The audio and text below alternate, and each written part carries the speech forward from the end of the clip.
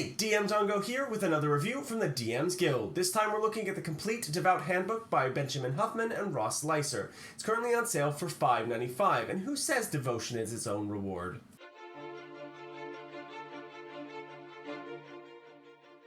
Right, the Complete Devout Handbook. What is it? This is 16 subclasses, 10 pages of spells, and more magical items than you can shake a stick at, as this is a collection for all those players hoping to higher power will save their characters from the wrath of the almighty DM. It probably won't, but it couldn't hurt. The 16 subclasses all come from Cleric, Druid, Monk, or Paladin. From worshipping coins to kabuki dancers, you've got a truly diverse collection of subclasses for you to choose from. I'll pick one from each of the classes to focus on so I don't overload you with divine power and cause an existential crisis. So, first, the Cleric comes in 4 varieties: commerce for serving that almighty dollar, darkness to get your edge, love because it's all you need, and prophecy for when you really need that answer to the test. But I'll be focusing on love. The love domain is all about making love, not war, and its abilities in spell list reflects this perfectly. Charm, Calm Emotions, Enthrall, and Tongues are just some of the spells that on offer, along with abilities that grant double proficiency in 2 of the following: Persuasion and Performance or Insight. In addition, you exude an aura of free peace and love, imposing disadvantage on all attack rolls caught in the aura. Abilities to force rerolls on your charm offensive are on the cards for level 6, and at level 8 your cantrips hit a little bit harder with the addition of your wisdom modifier to damage. But the icing on the cake is the 17th level. Your sermon is so powerful, everyone who hears it within 60 feet might just be motivated to love thy neighbor for the next 8 hours. Next, the Druid. 4 circles, being the Bond and no, not the 00 variety, the Branch for Druids who just want to get melee, the Cataclysm because what's cooler than a volcano, and Spirit because sometimes you need a little help to lay the smack on somebody. The circle I'll be focusing on is the Bond. The Circle of Bond is all about Animal Companion, which you control with your action, though this one is a fair bit more durable and stronger than the version that the Ranger comes with, increasing in hit dice and strength as you do. In fact, it gets ASIs at the same point you do. At 6th level, you can expend your wild shapes to make your companion bigger, heal, or turn into a giant badger. I mean, you can make it do other things, but badger. At 10th level, you truly synergize with your beast companion, getting them to attack whenever you attack or cast which uses up your bonus action. So cast a spell, your beast attacks. Hit it with your hammer, your beast attacks. All of these things trigger your beast attacking. As long as you're doing something to an enemy, your beast is going to be doing something as well. Finally, at 14th level, Evolution enters your repertoire, and your beast can transform into the mighty T-Rex, the low cost of 2 wild shape charges. And that CR gets higher and higher as you get. It's basically a formula for a third of your druid level, basically. Moving right along to the Monk and its various ways. The way of Eternal Alchemy to bring balance to your life. The way of the Kabuki to bring dramatic flair to it. Way of the Peaceful Warrior to bring a little tranquility. Or way of the Tattooed Temple for a bit of ink. I'll be looking at the way of the Peaceful Warrior because I'm like that. Casting Calm Emotions for key points at level 2, disarming for a single key point, as well as if you're truly a pacifist on your turn, gaining temporary hit points equal to your monk level. At 6th level, instead of killing or knocking creatures unconscious, you can instead charm with your fists, and who doesn't like that? At 11th level, you can reduce the damage of incoming attacks, and if it goes to 0, you can inflict them with disadvantage for attacking such a peaceful person.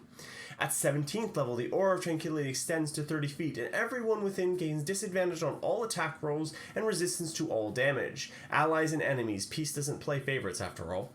And last but not least, we have the Paladins. Whether your oath be to the ancestors, asking for guidance from your long gone grandfather, the Plains, tightroping on the side of neutrality, good or evil doesn't matter to you, but while thinking with portals, to rebellion, because those dictators aren't going to overthrow themselves, or to vigilance, because you don't trust yourself to make the right choices, so someone smarter should.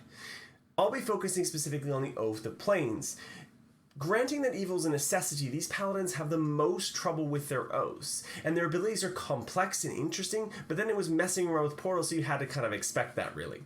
Spells like Blink, Misty Step, and Banishment are on the docket here, along with a 3rd level that's kind of a minor banishment, and the ability to strike through a portal at any time, any foe within 30 feet. The minor banishment has a saving throw attached to it at the end of every round, unlike normal banishment, which just is until concentration ends. 7th level grants more stable portals, allowing movement in a 10-foot radius, or being able to redirect ranged attacks from one portal back to another attacker. Eventually the radius increases increases of the Sora to 30 feet at 18th level. At 15th level, your control is improved and you can cancel attacks or creatures that would attempt to utilize your portals. And at 20th, you become Master of the Plains, teleporting about the battlefield, banishing a single creature every single turn, and imposing disadvantage on other people who happen to not be on their home plane. We now have additions like to the spell list, and it's everything from cantrips to 9th level spells. There is a lot here, suffice to say they range from things like Last Rites, perhaps learning vital information like its name, or ushering in a willing person into the afterlife. And Weapon of God, literally smiting your foes with a gigantic fist, or boot, or, finger, whatever. It's kind of like Bigger's choice at this point. These are seriously thematic spells, perhaps rewards for your players instead of the usual gold or magical items. And now for some magical items. There are things in this list like Ambrosia, the Nectar of the Gods, which is just as divine as you expect, increasing life expectancy and a nice little stat bump.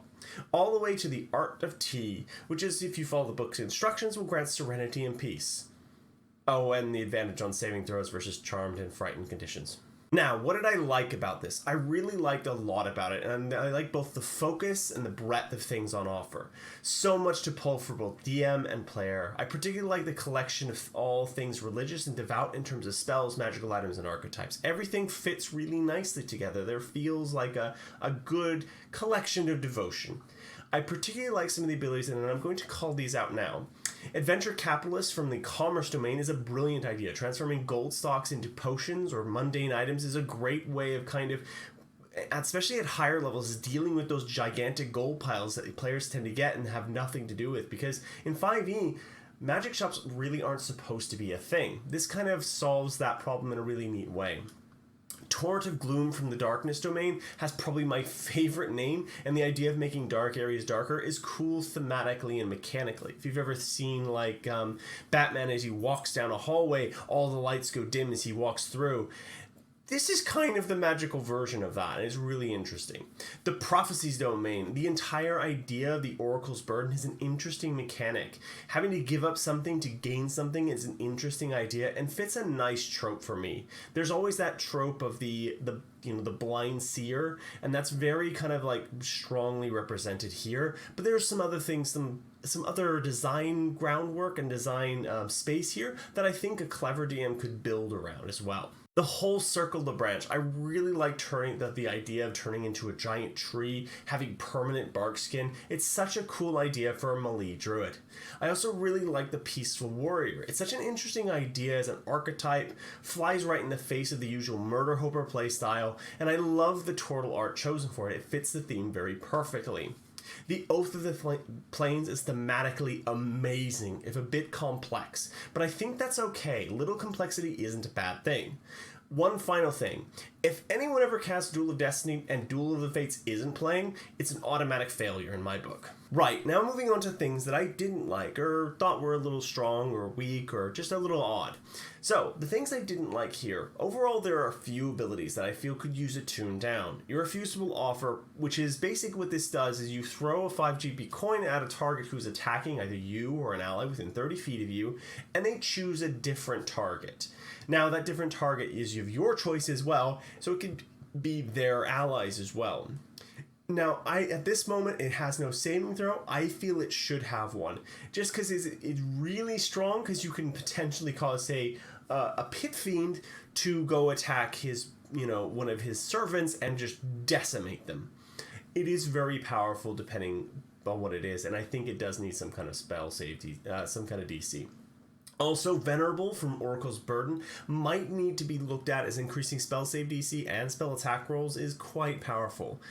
Basically what this is that you essentially give up 1 HP per level to gain a spell save DC increase of 1 and a spell attack modifier of 1. That makes a very big difference for a lot of different things. It's a very, very powerful increase for a very minor gain, especially at later levels where that 1 makes a very big difference in terms of the overall percentage of things. In terms of 1 HP isn't the same value. Even multiple HPs isn't the same value. Like, say, 20 HP is not the same value as a single point of DC and spell attack roll. The way the tattooed temple has an ability called mystical tattoos, which depending on the tattoo do various things. Flight, disguise self, bonus to ACs, that sort of thing. But they are permanent and you only get a total of 3. Now you can change the 3 you have every level. However, what might have been nice instead is to have a gold cost associated with tattooing the monk in question and having it so that you can imbue the power on a long rest, essentially. Treat it more like a prepared spell system rather than this kind of like odd thing where you're changing tattoos around. It's like, well, if you can change them, does that mean that you untattoo yourself? Okay, maybe. But that's kind of an idea that I had around that because it's kind of a weird thing. Now, I'm going to mention spells and magical items, and they're a funny thing. I could go through each one of these options, giving opinions on each one, and then the video would be 30 minutes long, and no one wants to look at my face for that long. So I'm not even going to mention them here, but I would say, having looked through all of them, I found them very, very varied, interesting, and unique to a lot of things I've seen before. Some were too strong, others felt right, others a bit weak. But when you're talking about that many spells, that's going to be true. Even in the player's handbook, that's true. The designers have specifically mentioned, for instance, Fireball is overpowered for what it is. So you have to take those things into account. Did I feel that every single spell was overpowered? No. Did I feel like every single spell was underpowered? No. They felt interesting, unique, cool, and the magical items follow the same pattern. Really interesting items, really cool items. They felt like they fit their rarity values really well as well. It's a really good collection overall. Right, and now for my final thoughts in my rating. So overall, I really like this. I felt that there wasn't anything that was too overpowered. There wasn't anything that was too underpowered. It felt like everything was about right. There are a few niggles that I mentioned earlier on, Irrefusable Offer, for instance, and the Tattooed Monk and Oracle's Burden. They feel like they're a little overpowered, but if I can only pick out 3 out of a huge collection of stuff, I think you've done pretty well. Now the spells and the magical items, they're going to be like varied depending on which ones you pick, and that's just kind of a nature of how many there are. And as long as, broadly speaking, they feel good. They feel both thematically good, and they feel interesting, unique, and they challenge both players and DMs, and they provide something interesting. I think you've done a very good job here. It's currently on sale for $5.95 as well, and even just to get, say, one set of the subclasses, you could probably pay that much somewhere else. So you're getting really good value for money here, and Benjamin Huff and Ross Leiser have done a very fantastic job. So 5 out of 5 from me. Now, if you want to pick this up on the Guild, please use my affiliate code, which is down below, and do remember to like, comment, and subscribe to my channel, as it does help me out, kind of figures out what I'm going to be doing next and where I'm going to be going and that kind of thing. Thank you, and peace out.